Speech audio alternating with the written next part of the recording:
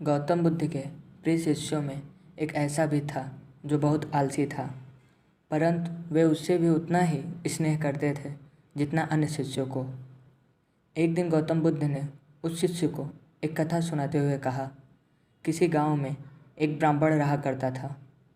वह बहुत ही अच्छा इंसान था, लेकिन उसके अंदर एक बहुत ही खराब आदत थी, काम को टालने की।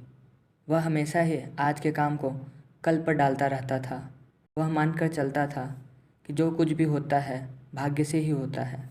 वह बड़ा ही आलसी और कामचोर था। एक दिन एक साधु उसके घर आया। ब्राह्मण और उसकी घरवाली ने उसका खूब आदर सत्कार किया। साधु ने चलते समय खुश होकर ब्राह्मण से कहा, तुम बहुत गरीब हो, लो मैं तुम्हें एक पारस पत्थर देता हूँ। 7 दिन बाद मैं आऊँगा और इसे ले जाऊँगा। इस बीच तुम जितना सोना बनाना चाहो बना लेना। ब्राह्मण ने पत्थर ले लिया। साधु चला गया। उसके जाने के पश्चात ब्राह्मण ने घर में लोहा खोजा। उसे बहुत थोड़ा लोहा मिला।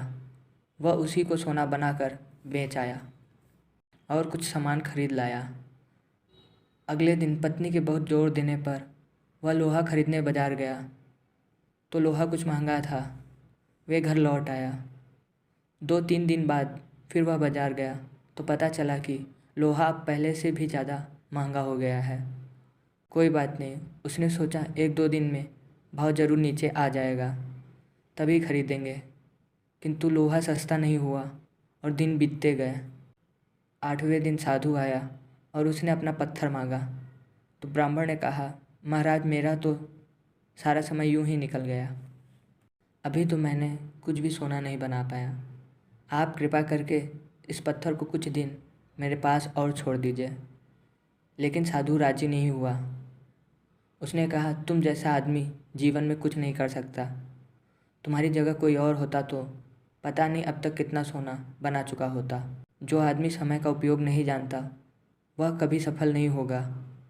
ब्राह्मण पछताने लगा, पर अब क्या हो सकता था। साधु पत्थर लेकर जा चुका था।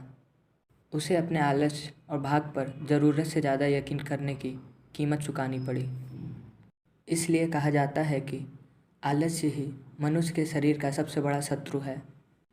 शिष्य अब बुद्ध के कहने का तात्पर्य समझ चुका था। उसने कसम खाई, आज के बाद आलस्य को त्याग देगा। इसके पश्चात उसने कभी आलस्य नहीं की। तो दोस्तों, हमें कमेंट करके ज़रूर बताएं, क्या आप भी आज से आलस का त्याग करेंगे? धन्यवाद।